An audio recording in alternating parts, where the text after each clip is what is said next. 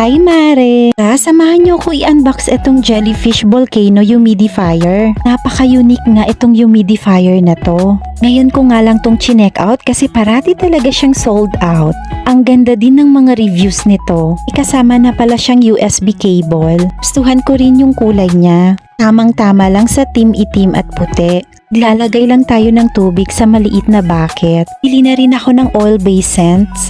Available din sa shop nila. Itong vanilla nga ang sinubukan ko. Bango nga nito. Kahit 3 drops mo lang ilalagay, okay na yon. Rado mo lang siya ng maayos. Ayan, ready to go na yan. Saksak mo lang at i-on. Pwede mo rin pala ito i-timer, Mare. Kung ilang oras mo lang gustong nakabukas. Maganda dito, automatic na siya mag-o-off pag wala ng tubig.